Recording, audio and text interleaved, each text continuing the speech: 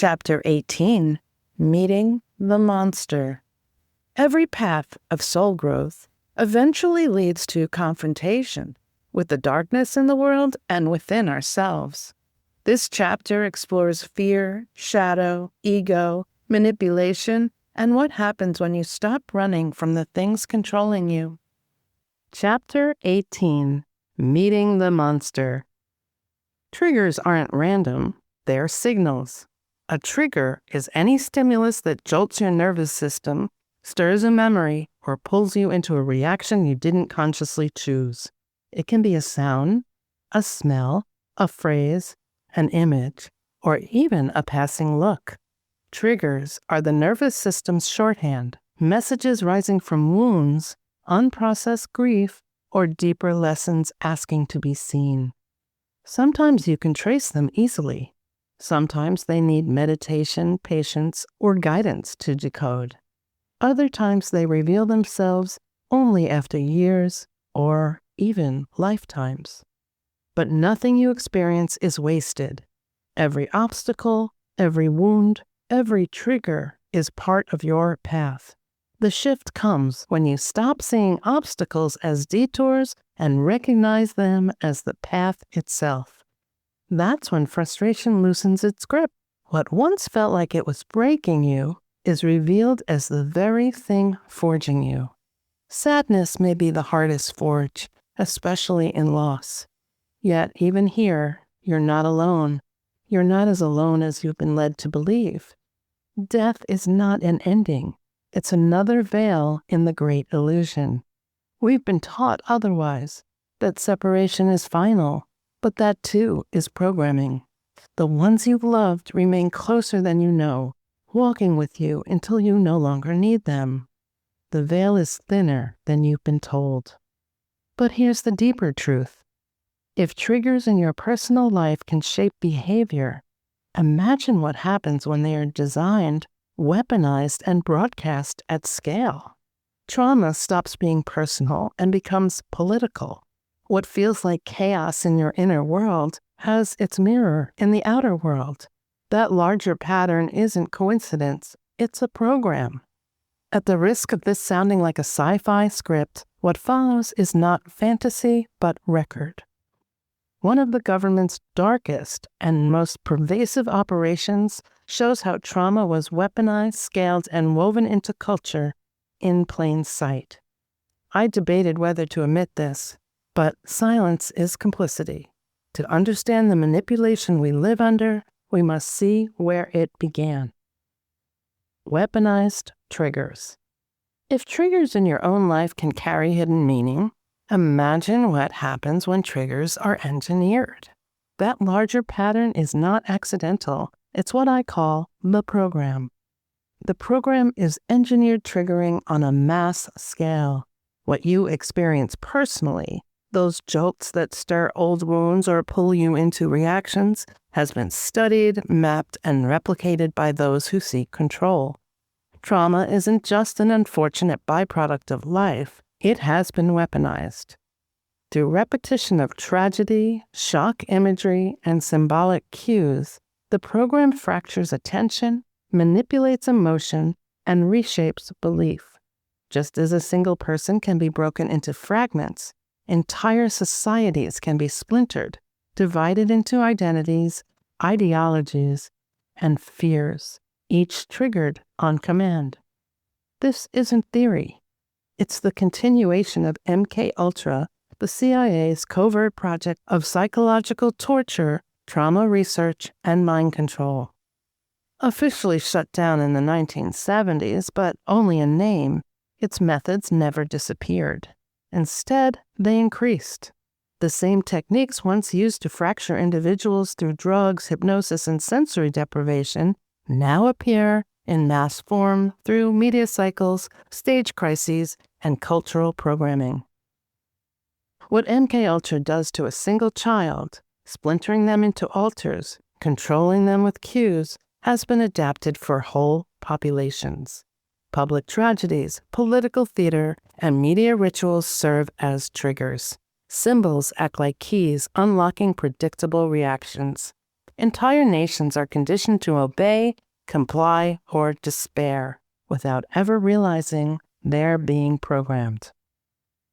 MK Ultra grew not solely by the government, but through ritualistic practices performed by the so-called elite. Its origins are rooted in satanic ritual abuse, also known as SRA, Black Ops torture aimed at control, distortion, and the desecration of innocence.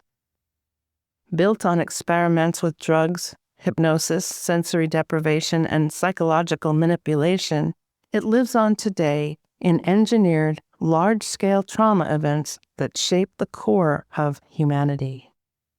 World War II didn't just end with victory parades. It birthed the United Nations, the IMF, the World Bank, global institutions sold as guardians of peace but designed to centralize power, with freedoms traded for the illusion of safety. The financial crash of 2008 initiated a transfer of wealth on a historic scale, bailing out elites while entire populations were chained to debt and dependence. COVID-19 wasn't merely a pandemic. It was the launchpad for medical mandates, digital health passes, and a culture of compliance so deep it rewired how people think about freedom itself. Step by step, each crisis has tightened the leash, breaking spirits, bending wills, and herding humanity into a system where obedience is survival. The abuse endured by true MK Ultra victims is beyond most people's imagination, and that is deliberate. Systematic torture begins before birth and continues through childhood and into adulthood, engineered to shatter the psyche and fracture the soul. What emerges is not wholeness, but fragments. Multiple identities, each carrying a different trauma, skill set, or trigger. The original self is pushed into the shadows, sometimes lost forever. But this isn't only about individuals with imposed dissociative identity disorder. What happens in the laboratory of one mind becomes a template for mass society. Just as a victim is splintered into parts, entire populations are fractured, divided by propaganda, fear, and engineered crises. Just as one persona is triggered to obey, whole communities are triggered through shock events. What begins as torture in a secret chamber becomes social programming in the open world. This is the larger operation. Not just broken children or controlled celebrities, but a broken humanity, conditioned to live in fragments, to forget its wholeness, and to mistake obedience for survival. The CIA and its networks provide handlers, lifelong overseers who pull strings, apply pressure, and deepen control. They can be family members, therapists, agents, or spouses. The rabbit hole is long and deep. It is brutal. Cut off from free will, authenticity, and the infinite divine, used until they're broken, then discarded. It's generational, it's widespread, and it's real. Individual MKUltra survivors are speaking through books, memoirs, documents, and social media. They name names. They reclaim stolen memories. Their stories are raw, shattering, but sacred in their courage. You may not want to know what they have to say, but once you do, you cannot unknow it. That is the spark of rebellion, not just against a system, but against every lie it ever told you about power, innocence, freedom, and truth. State-sanctioned psych warfare. MKUltra has created slaves in many forms, each fractured for a role. Programming is modular, a grotesque operating system running inside the human mind. Some alters are weaponized as spies, assassins, or soldiers. Some are built for infiltration, blackmail, or seduction. The soul is treated as disposable. One of the most notorious subprograms, beta or monarch programming, has produced decades of sex slaves. They became honey traps, hypersexualized entertainers, and public icons.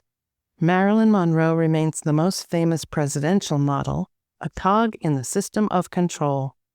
These same patterns bleed into mainstream culture. Satanic and symbolic programming is broadcast openly in music, film, sports, and celebrity life.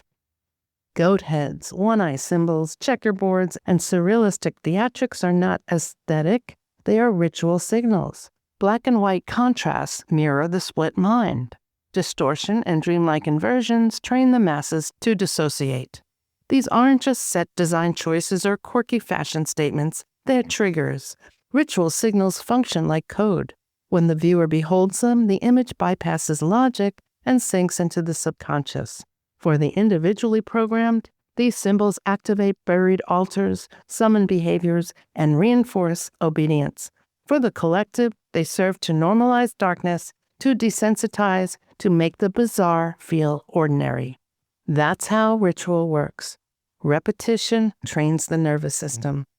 A goat head here, a one-eye post there, checkerboard floors, distorted theatrics, each one is a drip feed into the psyche. Over time, the signal doesn't need explanation. It becomes familiar, even alluring. The audience absorbs it without protest, carrying the program forward.